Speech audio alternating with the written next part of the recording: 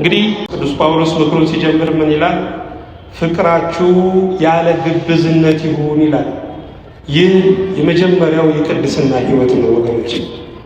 ፍቅር ቃሉ በሶስት ፊደል ቢጻፍም ግን ብርቱ የሆነ ሐሳብ አለው በውስጡ። መጽሐፍም እንደሚል ባልንጀራውን ወይም ወንድሙን የሚወድ ሕግን ሁሉ ፈጽሟል ይላል። ስለዚህ ፍቅር የሕግ ሁሉ ፍጻሜ ነው። አትግደል፣ አታመንዝር፣ አትስረቅ የሚባለው እኮ ሕግ ላመፀኛ ነው ወገኖች፣ ለፍቅር ሰው አይደለም። ወንድማችንን ከወደድነው እንዴት እንገድለዋለን?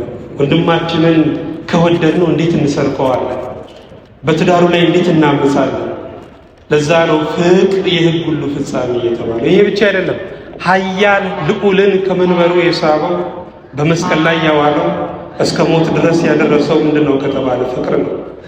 ፍቅር ከሞት ይልቅ የበረታ እንደሆነ የጨከነ እንደሆነ መጽሐፍ ቅዱስ ይነግረናል። ባጭሩ ክርስትና ማለት የፍቅር ሕይወት ነው። ዛሬ የምንፏቀቅበትን የጽድቅ ጎዳና በደስታ ለመሮጥ ከፈለግን አንድ ሁለት እያለን የምንለቅመውን መንፈሳዊ ፍሬ በደስታ ሆነን ማፈስ ከፈለግን ባጭሩ የፍቅር ሰዎች የሆኑ ወገኖች። ታዲያ ፍቅራችሁ ግን ያለ ምን ይሁን ይላል? ያለ ግብዝነት። ግብዝነት ምንድን ነው? ማስመሰል ነው። አፍ ጥሩ ቃል እየተናገረ ልብ ክፉ ካሰበ ግብዝ መሆን ነው። አድኅነኒ እግዚኦ እስመ ኀልቀየ ወውህደ ሃይማኖት እጓለ እመሕያው ከንቶ የተናገሩ አሐዱ ምስለ ካህኑ በከናፍረ ጉሁሉት ልበ ወበልብ ይትናገሩ ብሏል ዳዊት። አቤቱ ደግ ሰው አልቋልና አድነኝ፣ በሰው ልጆች ዘንድ መተማመን ጎድሏልና አንዱ በአንዱ ላይ በሽንገላ ከንፈር ሁለት ልብ ሆነው ይናገራሉ ብሏል ዳዊት። የስምንተኛው ሺህ መዝሙር በመባል ይታወቃል። በስምንተኛው ሺህ ሰዎች አፋቸው ቂቤ ልባቸው ደግሞ ጩቤ ነው።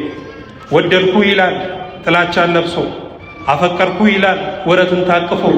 ስለዚህ ከዚህ ትውልድ ዳዊት አድነኝ ሲል እናየዋለን። ወገኖቼ በሰዎች አይምሮ ቀልደን አሹፈን ልንገባ እንችላለን። ይሄ ነጭ ዳማ የሚባል አለ። በጥርስ ሰዎችን አታለን ልንገባ እንችላለን።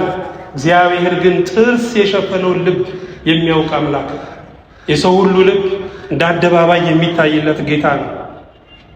እስመ ያእምር እግዚአብሔር ፍኖቶሙ ለጻድቃን ወፍኖቶሙ ለኃጥአን ትጠፍ ነው የተባለው። እግዚአብሔር የጻድቃንን መንገድ ያውቃል፣ የበደለኞችን መንገድ ትጠፋለች ተብሎ ተጽፏል። ስለዚህ ከተዋደድን የእውነት መዋደድ አለብን። ከተፋቀርን የእውነት መፋቀር አለብን። ምክንያቱም የመጀመሪያው የቅድስና ሕይወት ያለ ግብዝነት መዋደድ ስለሆነ። ይህ ብቻ አይደለም፣ ክፉውን ተጸየፉት ነው የሚለው። ክፉውን ተጸየፉት፣ ከበጎ ነገር ጋር ደግሞ ተባበሩ። ስለዚህ ኃጢአትን መጸየፍ ያስፈልጋል። ልክ እኛ ቆሻሻ ልብሳችንን እንዳይነካን እንደምንጠነቀቅ እንደምንጸየፍ ኃጢአትንም ልክ እንድንዛው ልንጸየፍ ያስፈልጋል። አባ እንጦንስም ብለዋል፣ የክርስትና ወይም የመንፈሳዊ ሕይወት መጀመሪያው መለየት ነው ብለዋል። ከክፉ መለየት፣ ከኃጢአት መለየት፣ በደል ከሚባለው ነገር መለየት፣ ይሄ የመጀመሪያው ነው ወገኖች። ከዚህ በፊትም ብዙ ጊዜ ብየዋለሁ። እግዚአብሔር እኮ አታድርጉ የሚለን ብናደርግ ወይም ባናደርግ በመለኮታዊ ክብሩ ላይ የሚጨምርበት ነገር እኮ ኑሮ አይደለም። እግዚአብሔር ዓለም ከመፈጠሩ አስቀድሞ ንጉሥ ነው። እግዚአብሔር እሰ ንጉሥ ውእቱም ቅድመ ዓለም ወገብረ መድኃኒተ በማእከለ ምድር ተብሎ የተነገረለት አምላክ፣ ሕዝብ ሳይኖር ንጉሥ የሆነ፣ መላእክት ሳይፈጠሩ፣ ሰባቱ ብሩህ ሰማያት ሳይገኙ፣ የሰው ልጅ ሳይፈጠር፣ ታሪክ የሚባል ነገር ሳይኖር፣ መዓልትና ሌሊት ሳይጀምሩ፣ መባረክት ሳይመዘዙ፣ ደመናት ሳይሳቡ፣ ምንም ነገር ሳይኖር እግዚአብሔር ንጉሥ የሆነ አምላክ። ስለዚህ ክፉን ነገር ብንተወው እኛ ነን የምንጠቀመው። እግዚአብሔር አትግደሉ ቢል ቢያንስ ከመንግስት ቅጣት እኮ እንተርፋለን። እግዚአብሔር አትስከሩ ቢል ቢያንስ ጨጓራ ጤነኛ ይሆናል። ጠዋት ተነስቶ በሶ በጥብጡልኝ፣ ሽሮ በጥብጡልኝ ማለት እኮ ይቀራል። እግዚአብሔር አታመንዝሩ ቢል ቢያንስ ከዘመኑ በሽታ እንድናለን፣ ጤነኞች እንሆናለን። ወገኖች እግዚአብሔር የሚከለክለን የሚጎዳንን ብቻ ነው። በእርግጥ ካያችሁት በክርስትና ሕይወት ውስጥ አይደለም ጉዳትን ጥቅምን መተው እኮ አለ። ጋብቻ ቅዱስ ነው፣ መኝታውም ንጹሕ ነው ተብሎ ተጽፏል። ግን ስለ እግዚአብሔር መንግሥት ሲሉ ራሳቸውን ጃንደረባ ያደረጉ፣ ትዳር እግዚአብሔር ነው ያሉ፣ ድንግልናቸውን ለእግዚአብሔር የሰጡ፣ መልካም የተባለው ቅዱስ የተባለውን ጋብቻን እንኳን የተው ብዙ ሰዎች እኮ አሉ፣ መልካሙን የተው። እኛ ታዲያ ቢያንስ እንዴት ክፉን መተው ያቅተናል? ክፉን ነገር ተጸየፉት፣ ከመልካም ነገር ጋር ደግሞ ምን በሉ ተባበሩ። ስለዚህ መጸየፍ ብቻ መለየት ብቻ በቂ አይደለም ማለት ነው። አንድ ሰው ክፉን ከተጸየፈ በኋላ ከመልካም ስራ ጋር ደግሞ መተባበር አለበት። ምክንያቱም ከዝሙት መራቅ ግማሽ ጉዞ ነው። ከባዕድ አምልኮት መራቅ፣ መጥፎ ከሚባሉ ነገሮች መራቅ፣ ይሄ ግማሽ ጉዞ ነው። ጉዞአችን ሙሉ እንዲሆን ከተፈለገ ሲዘፈን የነበረ አንደበት መዘመር አለበት። ሰው ሲገድል የነበረ ማንነት ሰው ማዳን አለበት። ሲሰርቅ የነበረ እጅ መመጽወት አለበት። ፍላጎትን በፍላጎት መተካት፣ የዓለምን ፍቅር በእግዚአብሔር ፍቅር መተካት፣ ይሄ ጉዟችንን ሙሉ ያደርግልናል። ክርስቶስ ለፍርድ ሲመጣ የሚጠይቀው ጥያቄ እኮ የቴዎሎጂ ጥያቄ ነው፣ ወይም የሥነ መለኮት ጥያቄ አይጠይቅም። ወይም ደግሞ በግራ ያሉትን እናንተ በስም ያላመናችሁምና ሲኦል ግቡ፣ በቀኝ ያሉትን ደግሞ እናንተ በእኔ አምናችኋልና ገነት ግቡ አይልም። በፍቅር የተሰራን ስራ ይጠይቃል። በእምነት የተሰራን ስራ ይጠይቃል። ስራብ አበላችሁኝ ወይ? ስጠማ መች አጠጣችሁኝ? ስታረዝ መች አለበሳችሁኝ? ስታሰር መች ጎበኛችሁኝ? ብሎ በእምነት የተሰራን በፍቅር የተሰራን ስራ ይጠይቃል ወገኖች። ስለዚህ ዛሬ ከበደልነው በደል በላይ ያልሰራነው መልካም ስራ በገሃነም ደጅ አቁሞናል፣ በሲኦል መንገድ ላይ አቁሞናል ወገኖች። ስለዚህ ከመልካም ስራ ጋር መተባበር ያስፈልጋል። አንድ ሰው እጁን ወደ እግዚአብሔር ዘርግቶ እግዚአብሔር ሆይ እጄን ይልኝ አለው። ንጹሕ ነው፣ አልበደልኩም፣ ደም አላፈሰስኩም፣ አልሰረኩም፣ እስኪ እጄን ይልኝ አለው። እግዚአብሔርም አዎ እጅ ንጹሕ ነው ግን ባዶ ነው አለ። ንጹሕ እጅ ግን ባዶ እጅ፣ ጉንድሽ እጅ፣ ስራ የሌለው እጅ ምን ይሰራል ወገኖች? ስለዚህ ከመልካም ስራ ጋር መተባበር ያስፈልጋል። ያንኑላችን መጨረሻው ይወዳል። ይሄ ብቻ አይደለም። ሶስተኛው የቅድስና ምክር በወንድማማች መዋደድ፣ እርስ በርሳችሁ ተዋደዱ። በባልና በሚስት አይልም። ምክንያቱም ባልና ሚስትን 80 ሊለያቸው ይችላል። ፍርድ ቤት ሊለያቸው ይችላል። ወንድማማችነትን እኮ ፍርድ ቤት አይለየውም። ንብረት ሊወድም ይችላል ግን ይቀጥላል። አካል ሊጎድል ይችላል ግን ይቀጥላል። ለምን? በማይፈታ የደም ሰንሰለት ስለተያያዙ ነው። ስለዚህ በወንድማማች መዋደድ እርስ በርሳችሁ ተዋደዱ ሲል ባጭሩ ፍቅራችሁ ይቅርታ ይኑረው ነው። አዎ ወገኖች፣ እንዲህ አይነት ፍቅር አይደል አሁን የጎደለ። በእርግጥ ሰው ሁሉ የማይበድል የትም ብትሄዱ ጥሩ ሰው እንጂ ፍጹም ሰው አታገኙ። በእግዚአብሔር ቤት እንኳን ደና ጀርባ ያለው ማንም የለም። ደና ጀርባ ያለው እግዚአብሔር ብቻ፣ ጓዳው ንጹህ እግዚአብሔር ብቻ። ሰውን ግን ትኩር ብላችሁ ካያችሁት ራሱ ስተት ታውጡበታላችሁ። ስለዚህ ከሰው ጋር ለመኖር ምን ያስፈልጋል? የፍቅር ይቅርታ ያስፈልጋል። ይቅርታ ያለው ፍቅር ያስፈልጋል ወገኖች። ስለዚህ በወንድማማች መዋደድ እርስ በርሳችሁ ተዋደዱ፣ እርስ በርሳችሁ ተከባበሩ ይላል። ሌላው ደግሞ ይሄም የቅድስና ምክር ነው። መቼም እግዚአብሔር ከሚወደው ነገር አንዱ ምንድነው ካለን ክብር ነው። እግዚአብሔር የክብር አምላክ ነው። ክብር ባለበት ቦታ ላይ ነው እግዚአብሔር የሚገኘው። እግዚአብሔር የሰው ልጅን እንኳን ሲፈጥረው እኮ በክብር ነው። በመልኩ በምሳሌው ሰው አድርጎ ፈጠረው። ይህ የፈጠረው ሰው ሲበድል ደግሞ ደሙን ጠብ አድርጎ የማይሆነውን ሁሉ ሆኖ የሰው ልጅን አዳነ። በክብር ፈጠረው፣ አሁንም በክብር ያኖረዋል እግዚአብሔር። ስለዚህ የክብር አምላክ ስለሆነ ከኛ ክብርን ይፈልጋል። ሀገር የምትባረከው ይሄ ክብር ሲመለስ ነው። የሀገር ክብር መመለስ አለበት። የሃይማኖት አባቶች ክብር መመለስ አለበት።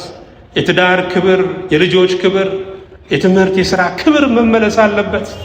ካለበለዚያ ወገኖች መባረክ አይሆንም። እሺ ብትሉ እኮ ነው የሚለው። እሺ ብትሉ ለእኔም ብትታዘዙ የምድርን በረከት ትበላላችሁ። እሺ ማለት ምን ማለት ነው? ለንስሐ እሺ ብትሉ፣ ለመከባበር እሺ ብትሉ የምድርን በረከት ትበላላችሁ። ስለዚህ በረከት የምኞት ውጤት አይደለም። በረከት የመታዘዝ ውጤት ነው። እሺ የማለት ውጤት ነው። እምቢ ካላችሁ ግን መጥባት የተበላክ ነው። ሰይፍ ይበላችኋል። ሰይፍ የተባለው ጦርነት ነው። ሰይፍ የተባለው ረሃብ ነው። ወገኖች እግዚአብሔር ክብርን ይወዳል። መከባበር ያስፈልጋል።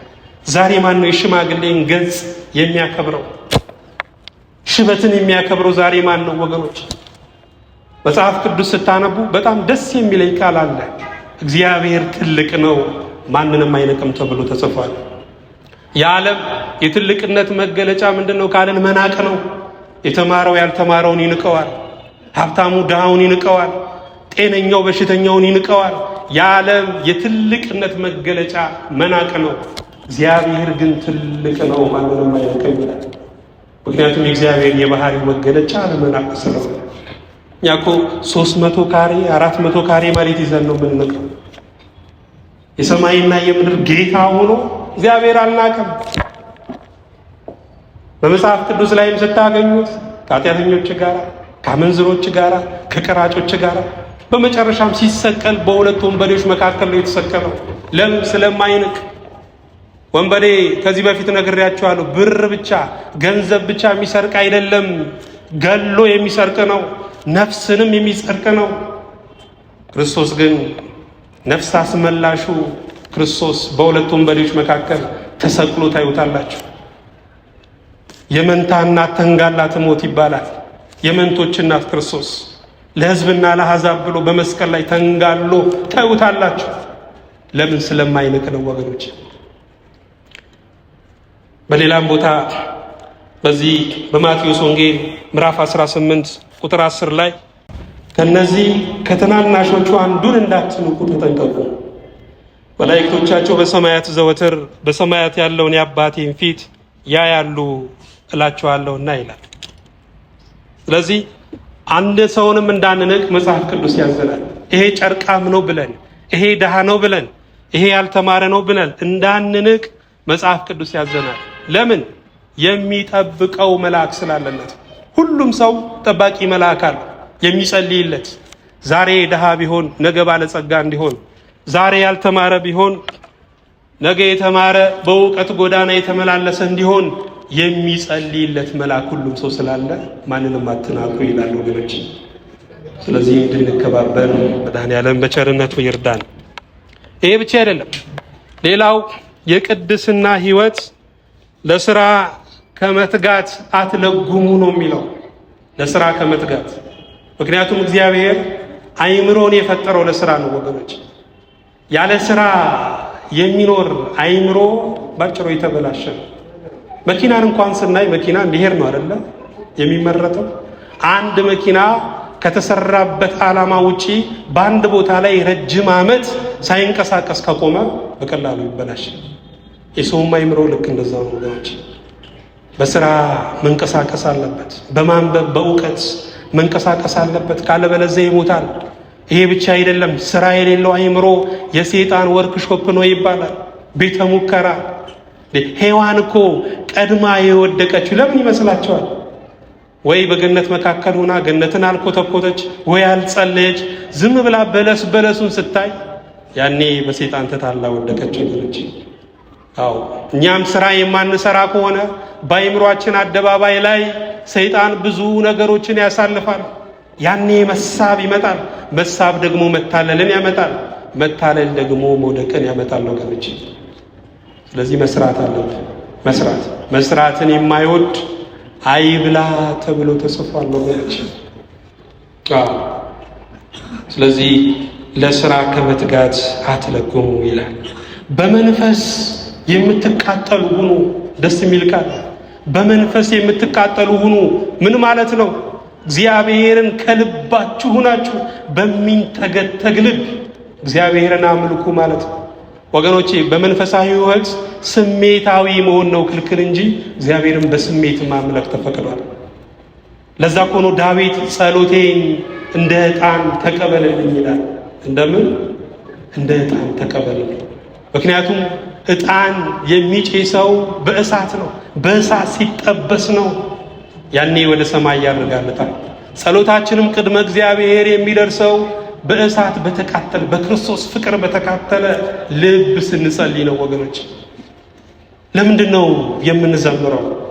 ለምንድነው የምናገለግለው? ጭር እንዳይለው ዝምታን ለመስበር ነው? ወይም አረረም መረረም ድግስ የልወጣ በሚለው ፈሊጥ እንደዛ ነው የምንዘምረው? ዝማሬ አምልኮ ነው።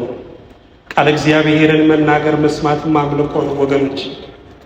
ትዝ ይላችኋል በብሉይ ኪዳኑ አገልግሎት በቅድስተ ቅዱሳን ውስጥ በሌሊትም በቀንም ለእግዚአብሔር የሚቀርብ የዕጣን መስዋዕት ነበረ። ያ የዕጣን መስዋዕት የሚቀርበው ወይም ፍም እሳቱ የሚመጣው ከመንደር እሳት አልነበረም። እንደውም ከመንደር እሳት አመጣው ያንን ዕጣን ያጤሱ ሰዎች ተቀጥተዋል። ያ ፍም እሳት ግን የሚመጣው ከነሐሱ መሠዊያው ስር ፍም እሳቱ ወስደው ያንን ዕጣን በእግዚአብሔር ፊት ያቀርቡታል። የነሐሱ መሠዊያ ቀራንዮ ነው። ዕጣኑ ደግሞ አምልኮ ወይም ጸሎቱ ነው።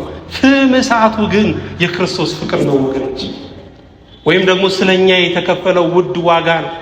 ስለዚህ አንድ ሰው በሚንተገተግ ልብ ለእግዚአብሔር አምልኮ ለማቅረብ የክርስቶስን መስዋዕትነት የክርስቶስን ቤዛነት ማሰብ ያስፈልገዋል ወገኖች።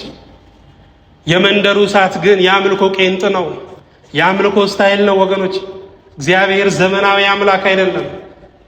እግዚአብሔር ዘላለማዊ የሆነ አምላክ ነው። ስሙ የተመሰገነ ይሁን። ስለዚህ በመንፈስ የምትቃጠሉ ሁኑ፣ ከልባችሁ እግዚአብሔርን አስቡ ነው፣ ሌላ አይደለም። የእግዚአብሔርን ስራ በቸልታ የሚሰራ ቢኖር የተረገመ ይሁን ይላል ወገኖች። በመልካሙ ስፍራ ምናልባት ለጥፋት እንዳንገኝ እግዚአብሔር በቸርነቱ ሁላችንን ይርዳል። ይሄም ሌላው የቅድስና ምክር ነው። ለጌታ ተገዙ ይላል ሌላው ምክር። ለጌታ ተገዙ። ምክንያቱም የሰው ልጅ ከመገዛት ነፃ አይደለም። አይምሮ ራሱ ዝንባሌው መገዛት ነው። ለእግዚአብሔር አልገዛም የሚል ሰው ካያችሁ ወይ ለጠንቋይ ይገዛል፣ ወይ ለሰይጣን፣ ወይ ለውበቱ፣ ወይ ለገንዘቡ ይገዛል። ለምን? የሰው ልጅ ሳይገዛ መኖር ስለማይችል ነው ወገኖች። ስለዚህ ለክፉ ነገር ከመገዛት ለደጉ ጌታ መገዛት እጅግ መታደል ነው ወገኖች። በጉብዝና ወራት ፈጣሪህን አስብ ነው የሚለው። ደስ አይሉም የምትላቸው ቀኖች ሳይመጡ ሩጠ መቅደም በማትችልበት ሁኔታ ላይ ሳይሆን በጉብዝና ሰዓት እግዚአብሔርን አስብ ነው የሚለው ወገኖች። እንዳይመስላችሁ የሰው ሁሉ ፍጻሜ እግዚአብሔርን ማወቅ። ለዛ ነው ካያችሁ ዘፋኞች ዘፍነው መጨረሻ ላይ አንድ መዝሙር መዘመር ይመኛሉ። መዝሙር እኮ ሊያወጣ ፈልጎ ነበረ ሲባል ሰምተናል። ነገስታትም ክደው መጨረሻ ላይ ንስሐ መግባት ነው የሚፈልጉት። ለምን? የሰው ፍጻሜ እግዚአብሔርን ማወቅ ስለሆነ ወገኖች። አልገዛም የሚል ሰው ግድ እኮ በሁለት ነገር ይገዛል። የመጀመሪያው በልደት፣ ሁለተኛው ደግሞ በሞት ነው። በሞት እግዚአብሔር መውጫችንንና መግባችንን ፈቃዱን ለማስከበር ዘብ ሆኖ ቆሟል። ስለዚህ ማንም ወዶ ወደዚች ምድር አልመጣም በእግዚአብሔር ፈቃድ። ማንም ወዶ ከዚች ምድር አይሄድም በእግዚአብሔር ፈቃድ። ይሄ ለማን መገዛት ነው ወገኖች? ለእግዚአብሔር መገዛት። አዎ ለጌታ ተገዙ። ዛሬ እንሰማለን ወር ጠብቀው እንኳን የሚገብሩላቸውን ለሚያስጨንቁ ለአጋንንት ሰዎች ሲገዙ እናያለን። አጋንንት ክፉዎች ናቸው። መርዝ ሽቶ የሚያስጠጡ ዛፍ ላይ የሚያሳድሩ ናቸው። ዛሬ በከተማው አንካሴ ተክለው ሌሊቱን ሙሉ የከተማውን ዘፈን ሲዘፍኑ የሚያድሩ በማን ኃይል እየተገዙ መሰላቸው? በአጋንንት ነው። ስለዚህ ለሰይጣን ከመገዛት ለዚህ ክፉ ገዢ ከመገዛት ለእግዚአብሔር በፍቅር መገዛት መታደል ነውና በሆነ 1000 ዓመት ተሰጥቶን 1000ንም ዓመት ለሱ ብንሰጥ ለሱ ብንገዛ ያንስበታል እንጂ አይበዛበትምና ለሱ መገዛትን እግዚአብሔር ለሁላችን ያድለን። ለጌታ ተገዙ። በተስፋ ደስ ይበላችሁ። መቼም ተስፋ ሁለት ደስታ ነው። የመጀመሪያው ሲሰጥ ተስፋ ደስ ይላል። ሁለተኛው ደግሞ ተስፋው ሲፈጸም ሌላ ደስታ ነው። አያችሁ፣ ተስፋ ድርብ የሆነ ደስታ አለው። ከዚህ በፊትም ብዙ ጊዜ እንዳልኩት ደስታ በዝሙት ደስታ በመጠጥ የሚገኝ አይደለም። እነዚህ እንደውም የደስታችን ተዋጊዎች ናቸው። ደስታ በመልክዓ ምድር ውስጥ፣ ደስታ በጊዜ ውስጥ የለም። ደስታ አየር ላይ በመሄድ ደስታ ውሃ ላይ ቤት በመስራት የለም። የደስታ ድልዳርና መሰረቱ ደስታ የሚንቆረቆረው እግዚአብሔር ከሚሰጠው ተስፋ ነው። ለዛ ነው በተስፋ ደስ ይበላችሁ። እግዚአብሔር ቅዱሳንን እኮ የመራበት ምስጢር ሌላ አይደለም፣ ተስፋ ነው። አብርሃምን በተስፋ ከካራን አወጣው፣ በተስፋ መራው፣ በተስፋ ባረከው። አበዛሃለሁ እያለ ዘርህ የጠላትን ደጅ ይወርሳል፣ ዘርህ እንደ ሰማይ ከዋክብት እንደ ምድር አሸዋ ይሆናል እያለ እግዚአብሔር አብርሃምን በተስፋ ባረከው። ዛሬም ወገኖቼ ትልቁ በረከታችን ተስፋ ነው። ተስፋ ከሌለው እግረኛ ይልቅ ተስፋ ያለው ሽባ ካሰበበት ይደርሳል። ስለዚህ ተስፋ እንዳትቆርጡ። ነገር ግን ይላል እኮ ሐዋርያው ቅዱስ ጳውሎስም አምላክ እንደሌለው እንደሌላው ተስፋ እንዳትቆርጡ ይላል። አምላክ የሌለው ሕዝብ አለ፣ መጠጊያ የሌለው ሕዝብ አለ። እነሱ ተስፋ ቢቆርጡ አይገርምም ወገኖች። እኛ ግን አባት ያለን ልጆች፣ ጌታ ያለን ሕዝቦች ነን። አባት ያለው ልጅ፣ ጌታ ያለው ሕዝብ ሙሉ ተስፋ አለው። የሚፈጸም ተስፋ አለው። ወድቆ የማይቀር ተስፋ አለው ወገኖች። ስለዚህ ተስፋ እንዳትቆርጡ። የሰይጣን እንኳን የመጀመሪያው ፈተና ምን ይመስላችኋል? ተስፋን እኮ መገዝገዝ ነው። ዝሆን የሚያድኑ ሰዎችን ካያችሁ መጀመሪያ የሚያደርጉት ዝሆኑ የሚደገፈውን ዛፍ ገዝግዘው ትንሽ ሲቀረው ትተውት ይሄዳሉ። ከዛ ዝሆኑ መጥቶ ዛፉን ሲደገፈው ተያይዞ ከዛፉ ጋር ይወድቃል። ከዛ መጥተው የፈለጉትን ያደርጉበታል። ቢፈልጉ ጥርሱን ያወጡታል፣ ቢፈልጉ ቆዳውን ይገፉታል። ሰይጣንም ልክ እንደዛው ነው የሚያደርገው።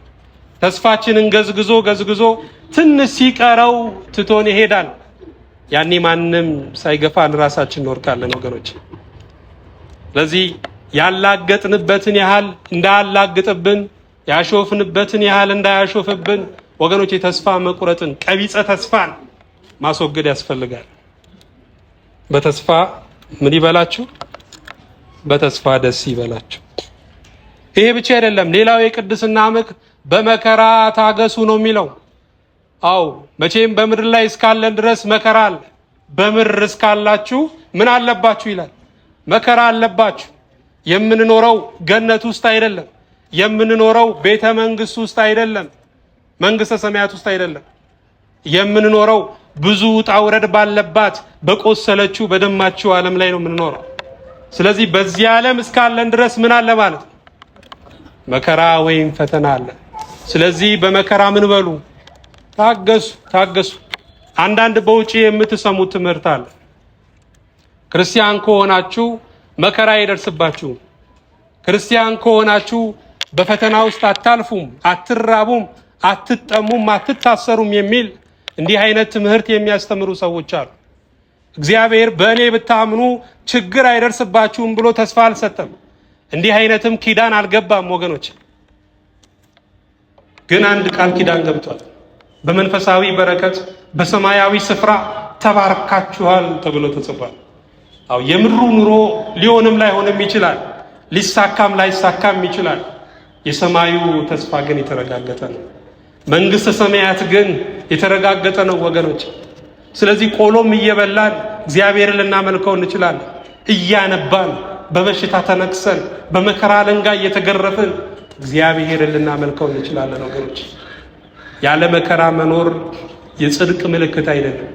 እንደውም የጻድቃን መከራቸው ብዙ ነው፣ እግዚአብሔር ግን ከሁሉ ያድናቸዋል ተብሎ የተጻፈው። እንዲህ ስለ አልዓዛር ምንድነው የተባለው? የምትወደው አልዓዛር ታሟል እኮ ነው የተባለው። ስለዚህ ጌታ የሚወደውም ሊታመም ይችላል። ጌታ የሚወደውም በመከራ ውስጥ ሊያልፍ ይችላል ወገኖች። መከራ አለ። ታዲያ በመከራ ምን በሉ? ታገሱ ወገኖች። ትዕግስት ምንድን ነው? ድብን እያሉ እያረሩ መሳቅ ነው አይደለም። ትዕግስት እግዚአብሔርን መጠበቅ ነው። እግዚአብሔርን በማዳኑ እግዚአብሔርን በፈውሱ መጠበቅ ነው። ትዕግስት የመንፈስ ቅዱስ ፍሬ ነው። ትዕግስት እግዚአብሔር በመከራ ውስጥ እያሳለፈ የሚሰጠን የህይወት ማርክ ነው። በትዕግስታቸው ለሞተው ነገር ህይወት የሰጡ፣ በትዕግስታቸው የተቆረጠውን የቀጠሉ፣ በትዕግስታቸው የሚነደውን እሳት ያጠፉ ብዙ ሰዎች አሉ። ዛሬ ግን ብዙዎቻችን ልክ እንደ ቡግንጅ ቁስል አትንኩኝ እያልን ነው ወገኖች፣ አትንኩኝ። ለዛ ነው የቀረበን በረከት የሚርቀን። ያዝነውን ጸጋ እየጣለን ያለነው ያለ መታገስ ጣጣ ነው። ያለ መታገስ ጣጣው ብዙ ነው ወገኖች፣ ብዙ ነው። ስለዚህ ታገሱ። ለመከራ ምን በሉ ታገሱ። አንድ እርግጠኛ ሆኜ የምነግራችሁ ነገር አለ። ተፈጥሯዊ ሕግ ነው። ከሌሊት በኋላ ሌሊት አይመጣም። ከጨለማ በኋላ ጨለማ አይመጣም። ከበጋ በኋላ በጋ አይመጣም ወገኖች። ከሌሊት በኋላ ቀን ነው። ከጨለማ በኋላ ብርሃን ነው የሚመጣው። እንዲሁ ከመከራ በኋላ የሚመጣው ክብር ነው። ክብር ሁሉ እኮ ያልፋል። እኛ የሚያልፍ አይመስለንም። እኛ ያሉት የሚያልፉ ያለፉትም ያለፉ አይመስለንም። እግዚአብሔር ግን በዙፋኑ ላይ ተቀምጦ ሁሉን የሚያሳልፍ አምላክ። ስለዚህ ሁሉም ገደብ አለው። ሁሉም ማብቂያ አለው። ማብቂያ የሌለው ክርስቶስ ብቻ ነው። ማብቂያ የሌለው ገደብ የሌለው የምናምነው መድኃኔዓለም ብቻ ነው ወገኖች። ስለዚህ ስለሚያልፍ በሚያልፍ መከራ ውስጥ የማያልፈውን እግዚአብሔርን እያሰቡ መታገስ እጅግ መልካም ነው ወገኖች። በመከራ ታገሱ። በጸሎት ጽኑ። ሌላው የቅድስና ምክር በጸሎት ጽኑ። መቼም ወገኖች እግዚአብሔር ከሰጠን ትልቁ መብት ጸሎት ነው። ለምኑ ይሰጣችኋል፣ ፈልጉ ታገኛላችሁ፣ መዝጊያንም አንኳኩ ይከፈትላችኋል። ለሚፈልግ ሁሉ ይሰጠዋል፣ ለሚያንኳኳም ይከፈትለታል። እግዚአብሔር ለምኑ ብሏልና ለምኑ ያለ ጌታ ላይሰጥ አያለፋም። ፈልጉም ያለው በመሻት ልባችንን ለማቃጠል አይደለም። መዝጊያንም አንኳኩ ያለው በማንኳኳት ብዛት እጆቻችን እንዲላጡ ወዶ አይደለም። ያደርገዋል መድኃኔዓለም። ታዲያ እግዚአብሔር በምን ይያዛል? እንደ ሰው በመረብ አይያዝ። እግዚአብሔር በገመድ አይያዝ፣ በሰንሰለት አይያዝ።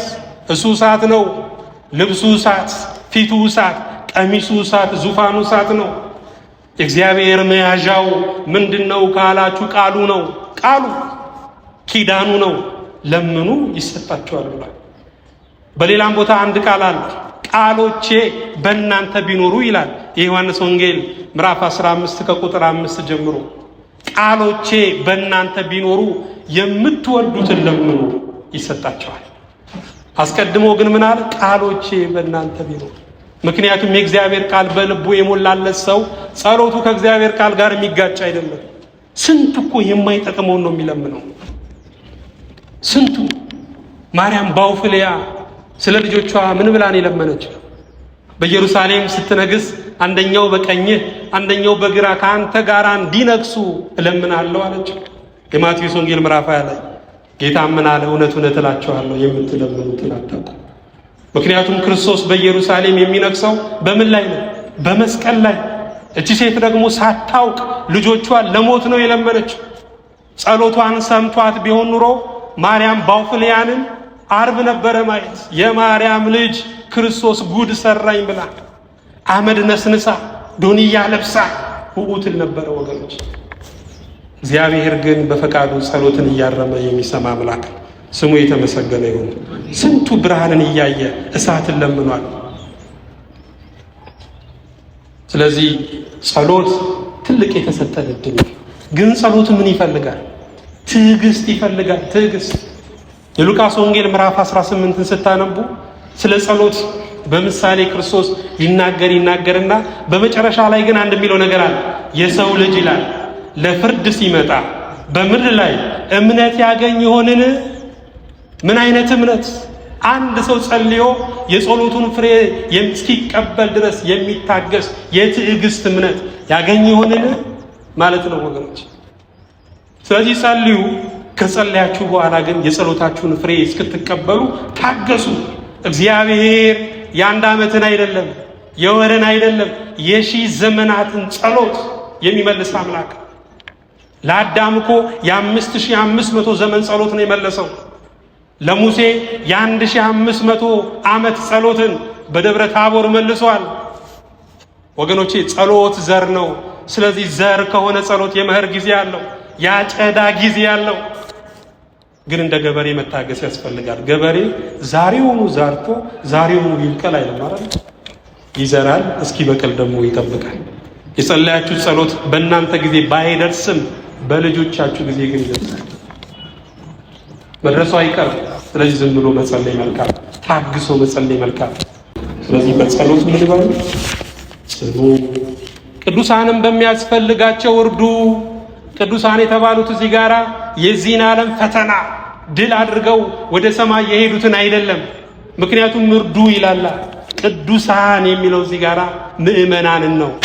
ምእመናንን በሚያስፈልጋቸው ነገር ምን በሉ እርዱ።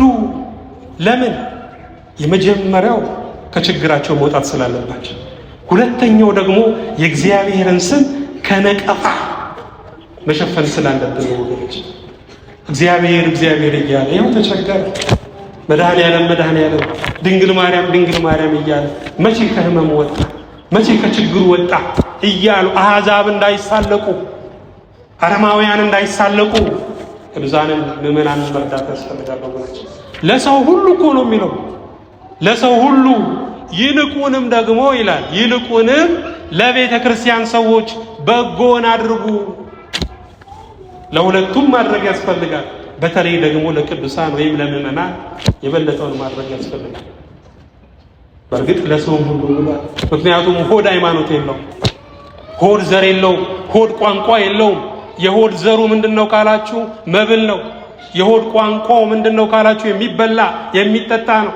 ስለዚህ ለሰው ሁሉ በስላሴ አርያ በስላሴ አምሳል ለተፈጠረ ለሰው ሁሉ ይልቁንም ለቤተ ክርስቲያን ሰዎች መልካም።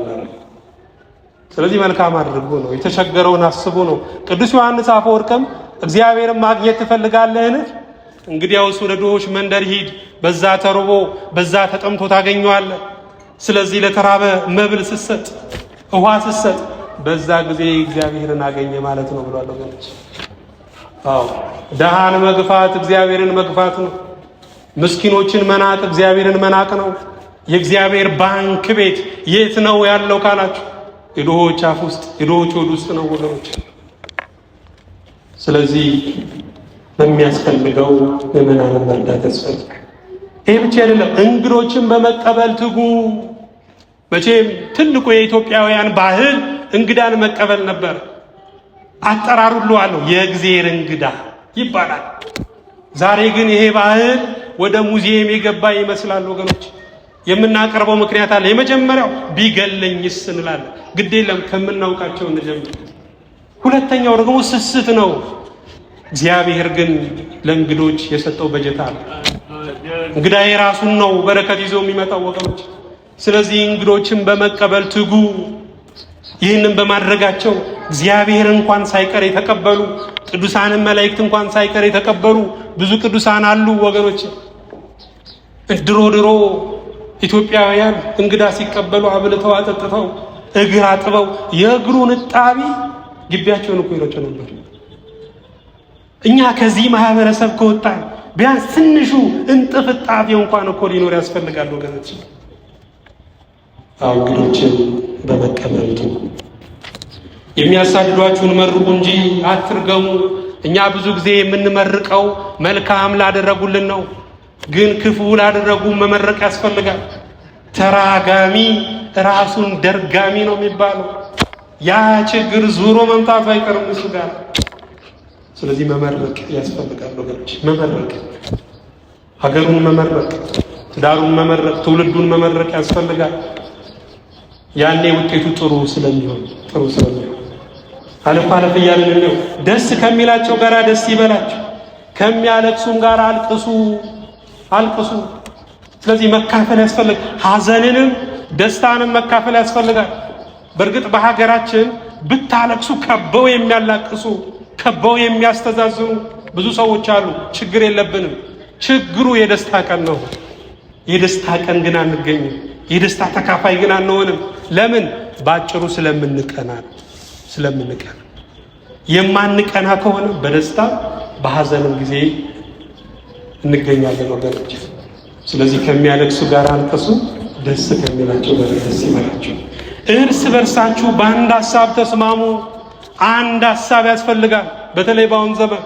ምክንያቱም አንድ ሐሳብ ከሌለን ስራ እንኳን መስራት አንችልም።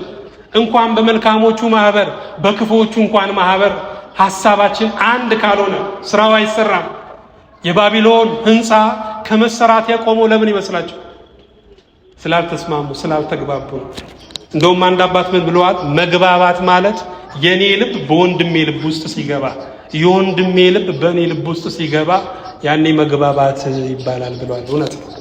ይሄ ነው ዛሬ ያጠረን። ለዛ ነው የምንለያየው ወገኖች። አንድነት ማለት ግድ በአንድ ትሪ መብላት አይደለም። አንድነት እንዲህ ተጠጋግቶ መቀመጥም አይደለም። እንዲህ ተጠጋግቶ ከመቀመጥ በላይ በልብ ህብረት ማድረግ፣ በሐሳብ መጣመር ያ አንድነት ይባላል። ዛሬ ለሀገራችን እንኳን የሚጠቅሙ ይሄ ነው። የነፍስ ጥምረት፣ የሐሳብ ጥምረት ይሄ ነው ለሀገራችን የሚጠቅመው ወገኖች። እዚህ ተመልከቱ። አሁን ሀገራችን ኢትዮጵያ ያለችበትን የንቀት ወለል ተመልከቱ። ድሮ ግን እንዲህ አልነበረ። ድሮ ኢትዮጵያውያን ለስራም ይሁን ለትምህርት ከሀገራቸው ወደ ሌላ ሀገር ሲሄዱ ገና ከአውሮፕላን ሲወርዱ እነዚህ እኮ ኢትዮጵያውያን ናቸው ይባሉ ነበረ። ክብር ነበራቸው። ዛሬ ግን ወንድም ወንድሙን ስለገደለ፣ ወንድም ወንድሙን ስላሳደደ፣ አንድነትና ህብረት ስለሌለን ወገኖች ተንቀናል። ስለዚህ አንድ እንሁን። አንድ ስንሆን የከበደው መከራ እንደ ገለባ ቀላል ይሆናል። አንድ ስንሆን ሚስጥራችን አይባክንም። አንድ ስንሆን የበለጠ ውበታችን እየደመቀ ይመጣል።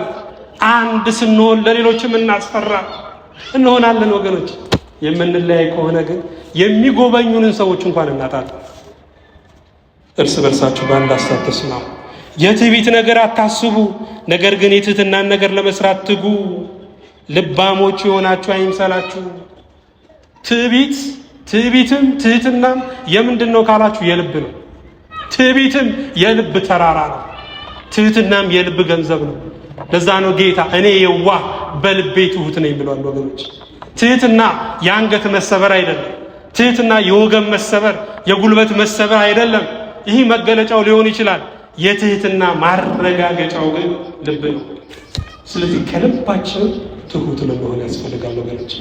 ትህትና ማለት መቅለስለስ አይደለም። ትህትና ማለት የበታችነት ስሜት አይደለም። ትህትና ማለት ለመጀመር መፍራት አይደለም። ትህትና ሰርቶ ላሰራን፣ ችሎ ላስቻለን፣ አይቶ ላሳየን አምላክ ክብር ምስጋና መስጠት ነው ትህትና ወገኖች። ትህትና የክርስቲያን ወርቅ ካባው ነው፣ የወርቅ ልብሱ ነው።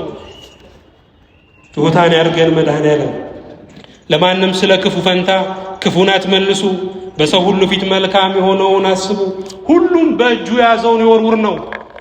ድንጋይ በእጁ የያዘም ድንጋዩን ይወርውር። ብርቱካን በእጁ የያዘ ከሆነ እሱን ይወርውር።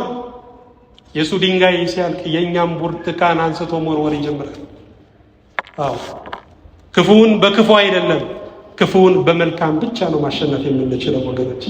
እግዚአብሔር ይርዳል።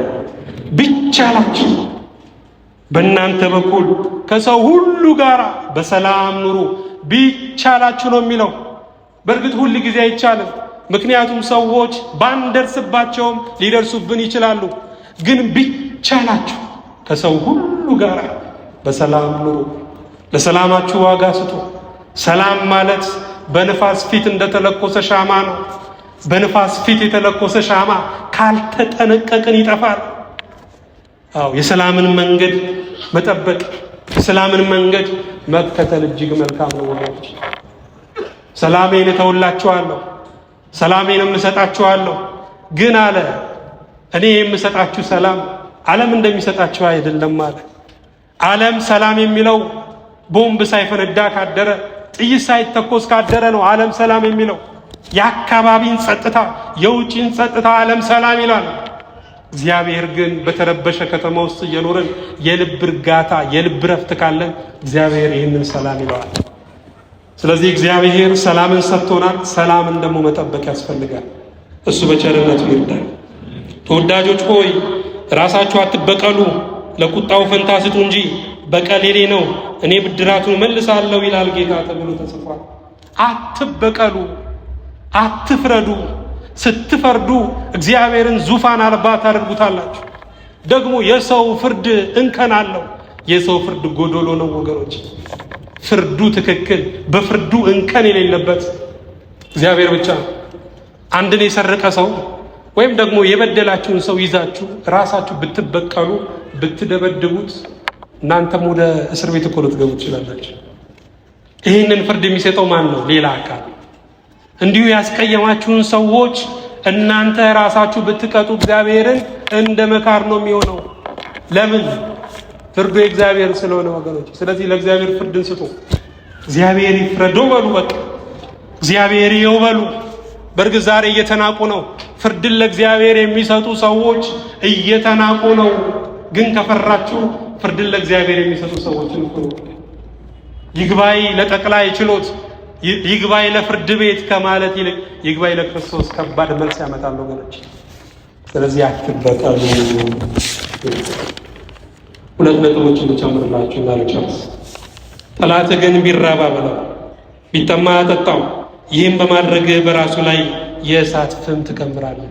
ጠላቶቻችሁን በመልካም የምታስቡት፣ ለጠላቶቻችሁ መልካም የምታደርጉት፣ ደም እየሰጣችሁ ወተት የምትሰጡት ለምንድን ነው? ለምንድን ነው? በጸጸት እሱን ለመቅጣት ነው? ይህማ ከበቀል አይተናነስም ወገኖች። ለጠላቶቻችን መልካም የምናደርገው ልባቸውን ለንስሐ ለማለዘብ ነው ወገኖች። ያኔ የጸጸት ፍም እሳት በራሱ ትከምራለህ ነው የሚለው። ጸጸት ማለት ንስሐ ነው ወገኖች፣ ሌላ አይደለም። ስለዚህ ለጠላቶቻችሁ ምን አድርጉ? መልካም አድርጉ፣ መልካም አድርጉ ይልና በመጨረሻ ክፉን ሲዘጋው ክፉን በመልካም አሸንፍ እንጂ በክፉ አትሸነፍ ይላል። ግዛታችሁን አትልቀቁ። ሰዎች ክፉ ሲያደርግባችሁ እናንተም መልሳችሁ ክፉ ካደረጋችሁ የመልካምነታችሁን የቅድስናችሁን ግዛት ለቀቃችሁ ማለት ነው ወገኖች። ስለዚህ ክፉን በመልካም እንጂ በክፉ መሸነፍ አያስፈልግም። እግዚአብሔር በቸርነቱ ይርዳል። ይህ ምክር የመንፈስ ቅዱስ ምክር ነው። ይህ ምክር የእግዚአብሔር ምክር ነው። የቅዱሳኑ እና ሐዋርያው የነ ቅዱስ ጳውሎስ ምክር ነው ወገኖች። አንድ የሚባል ነገር አለ። መካሪ ካለ ሕይወት ቀላል ነው ይባላል። ዛሬ ብዙ ሰዎች እየተወጉ የሚኖሩት እያለቀሱ የሚኖሩት ለምንድን ነው ካለን የአይነቱን የእግዚአብሔርን ቃል የእግዚአብሔርን ምክር መስማት ስላልቻለ።